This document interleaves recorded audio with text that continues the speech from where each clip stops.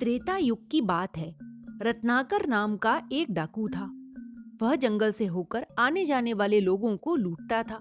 सारा सामान लूटने के बाद वह राहगीरों की हत्या भी कर देता था। उस डाकू के आतंक से लोग उस जंगल से गुजरने में डरते थे। एक दिन वह जंगल में एक पेड़ के पीछे छिपकर घात लगाए था। तभी उसकी दृष्टि महर्षि नारद पर पड़ी। उनको निर्भय होकर घूमते देखकर वह गुस्से से आग बबूला हो गया और बोला, तुम्हें इस जंगल में विचरण करते हुए जरा भी डर नहीं लगा? शायद तुम मुझे जानते नहीं। मैं एक डाकू हूँ, रत्नाकर डाकू। अब जो कुछ भी तुम्हारे पास है चुपचाप मुझे सौंप दो, वरना अपनी मौत के लिए तैयार रहो। महर्षि नारद ने शांत भाव से कहा, अरे भाई, इतना गुस्सा क्यों हो रहे हो? मेरा क्या दोष है जो तुम मुझे मारना चाहते हो? शायद तुम नहीं जानते कि तुम अपने इन पाप कर्मों से अपने लिए नरक का रास्ता खोल रहे हो। ज्यादा मत बोलो। मैं तो यह सब अपने परिवार के भरण पोषण के लिए करता हूँ।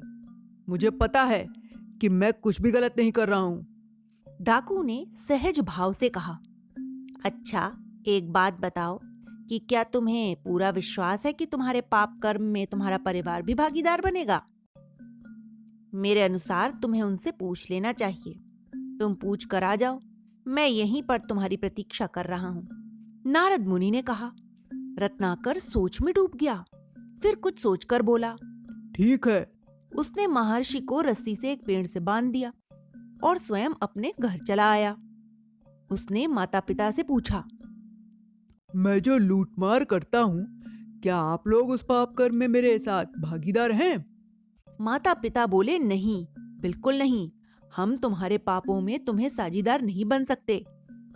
हमने तुम्हें कभी ये पाप कर्म करने के लिए नहीं कहा। रत्नाकर चकित रह गया। फिर उसने अपनी पत्नी व बच्चों से भी यही प्रश्न पूछा। उनका जवाब भी उसके माता पिता के जवाब जैसा ही था। रत्नाकर को अपने परिवार वालों का जवाब सुनकर बहुत निराशा हुई। उसने सोचा कि मैं आज तक जिनके लिए लूटमार करता आया हूं, वही मेरे पापों में साझीदार बनने को तैयार नहीं। तो क्या मैं सचमुच अपने लिए नरक का द्वार खोल रहा हूं? उसने तुरंत लौटकर महर्षि को खोल दिया और अपने हाथ जोड़कर उनके पैरों पर गिर पड़ा। वह बोला, महर्षि, आज आपने मेरी आंखें खोल दी। कृपा करके मेरा मार्गदर्शन करें। महर्षि ने उसे उठाया और कहा, मुझे खुशी है कि तुम्हें अपने बुरे कर्मों पर पछतावा है। आज से तुम सद्मार्ग पर चलना। तुम हमेशा भगवान राम के नाम का जाप करो तो तुम्हारा कल्याण होगा। और वे अंतर ध्यान हो गए। उसी दिन से उसने भगवान राम के नाम का जाप शुरू कर दिया। उसके शरीर पर चींटियों ने अपनी बांबी बना ली, परंतु वर्षों तक वह अपने स्थान से हिला तक नहीं। यही रत्नाकर आगे चलकर महर्षि वाल्मीकि के नाम से प्रसिद्ध हुआ और रामायण जैसे महाकाव्य की रचना की।